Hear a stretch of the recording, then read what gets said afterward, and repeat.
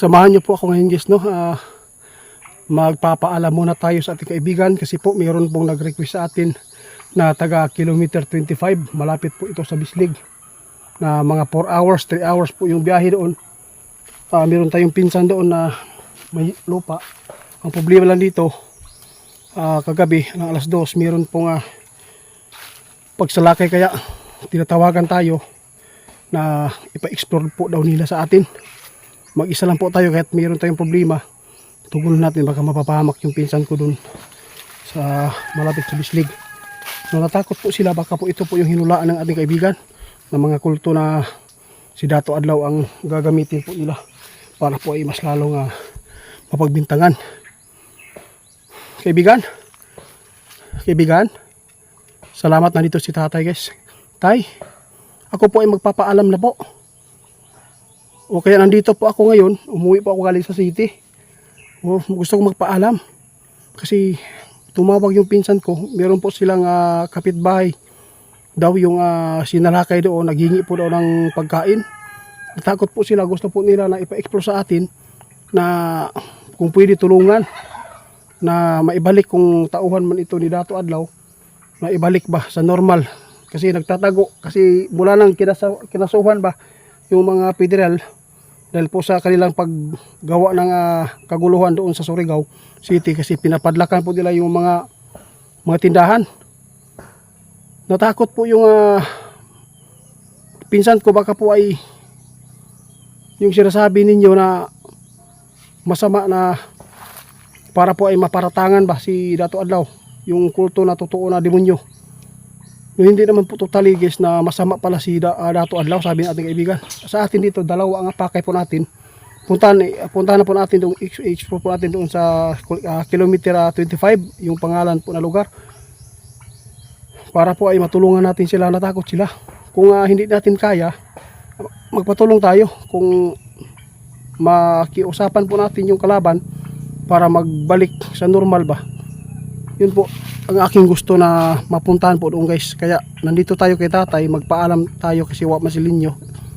Ikaw na lang siguro yung tay? Ha? Ano po? Oo, sige, salamat po guys. Sabi po ng ating kaibigan, mag-ingat ka itiit kasi po hindi po niyo alam kung pinuntahan mo ay mabuti ba or magrumintado, baka mapapahamak tayo. O tay, ang gusto ko lang po dito na magpaalam sa inyo kasi malaking respeto ko sa inyo, sa inyong tulong, na tutulungan ko din yun ng kailangan sa atin, no? Kasi baka po ito ay mga kasama ni Dato Adlaw na nagtatago po, baka po mapapahamak din, no? Baka po ay maraming tao doon makapunta, may mga putok ba na baka po ay matuluyan po yung tao na to nagtatago dahil po sa iniwasan po nila yung kaso ba na inihain po ng otoridad sa kanila, lalo na po sa mga pinapadlakan po nila. Kasi meron din po gusto natin malaman tay, baka po yung sinasabi po ninyo ng mga demonyo na maghasik po ng lagim, baka po maparatangan po yung Dato Adlaw, kaya tulungan po natin kung okay lang po sa inyo. Umpisa na guys ang ating labanan. Ngayon, dito po nyo mapapanood guys kung mayroon pong pangyayaring magtatagaan tayo doon. Kung mga masama ito na handang pumaktay sa atin, wala tayong magawa kundi hanggat hindi tayo makaiwas na, lalaban na lang po tayo. Kaya sabi po ng ating kaibigan na mag-ingat na lang po daw tayo, pero wag daw tayo mag-alala kasi po lagi po silang nandyan na tumulong. Maraming salamat po sa inyo tay. Ano po bang pwede bang magtanong? Yung kumakatok ba doon sa kilometer 25 na lugar, no? Malapit sa Bislig, mga 30 minutes siguro, yung isang oras ba yung biyahe papunta sa Bislig guys, no? Basta dito sa amin mga 4 hours yung biyahe, no? Mamaya siguro puntahan po natin para bukas makabalik po tayo agad. Tay, oo, pwede po bang paabot natin sa mga nakapanood sa atin doon sa Bislig ba sa kilometer 25, na dapat po talaga na pagtulungan na lang siguro. Mapaabot natin sa kanila na i-report na lang siguro, no? O sige, mas maganda po daw guys na ako na lang muna magpunta doon. Kung sakali man na mahirapan tayo, magsumbong na lang po tayo patulong. Para ano, salamat sa payo tayo. Huwag lang po kayong magpanik daw, sabi ng ating kaibigan. Kasi yung nangangatok po doon sa inyo, hindi po natin alam kung ito po ba ay atauhan ni Dato Adlaw na gutom na ba. Kaya naghihingi.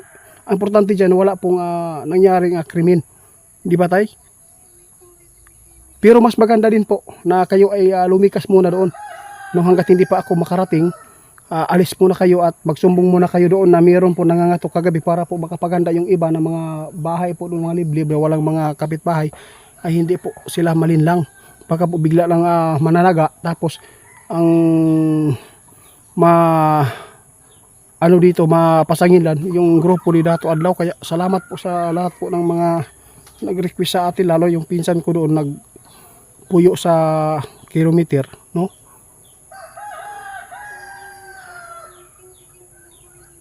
Oo tay, tama po kayo. Sabi po ng ating kaibigan, iti dapat po talaga mapuntahan mo kasi po nakita po namin talaga na mayroon pong tatayo na mga grupong ito na yung demonyo na para po ay mapasangin lang si Dato Adlaw, no? Kung ano man po ang kanilang gagawin po ngayon. Kaya dapat po talaga tayo makatulong po doon, makapunta. Kasi po mahirap po talaga kung sa otoridad din na wala pong probe na. Kaya kasi delikado po ang kanilang posisyon ngayon. Kung sila po ilulusob po doon yung mga otoridad, baka po mayroong mapapahamak pa, no? Baka may mag-abang po doon. Kaya ako na lang muna, hindi po mainit po yung sitwasyon sa kalagayan ko. Kasi normal po tayong taon, inosente, civilian. Yun po ang malaking impact doon, na malaking bagay po talaga na walang mapapahamak sa kanila. Ako na lang muna kasi hindi naman po talaga mainit yung mata po sa atin kasi civilian po tayo, no? Tay? Oo, ito po ang gagawin ko. Oo. Ang payo ng ating kaibigan, puntahan ko daw doon. Kung makakausap po natin yung kalaban, pakiusapan po natin ng maayos, sabi ng ating kaibigan. Huwag po tayong basta-basta magawa po ng pananakit, no? Hindi po tayo pwedeng maggawa po ng hindi maganda, magdigbas diretso, hindi pwede, no? Dapat po kausapin mo hanggat makuha natin yung loob nila na hindi po lumalaban sa tao, sa atin. Tulungan po hanggat makaya po natin na ibigay po ang lahat para po ay sumurindir. Yun po ang pakay po din po ni tatay po kayo na ipaabot po niya sa atin. Kaya salamat po sa advice tayo, no? Oo, maraming salamat po sa inyong tulong. Kaya guys, sana po ay walang mangyari sa atin na pagbiyahe doon. Kahit po malayo, 3 hours or 4 hours po yung biyahe.